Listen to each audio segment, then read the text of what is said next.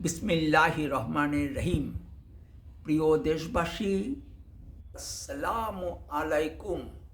আমি সামিউল প্রধান প্রজাতন্ত্রের একজন জ্যেষ্ঠ নাগরিক হিসেবে বলছি।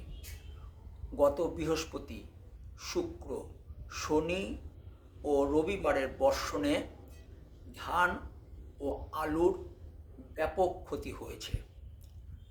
ডাবুরি ও নিচু জমির উপর দিয়ে স্রোত প্রবাহিত হওয়ায় ধান পানিতে পড়ে গেছে।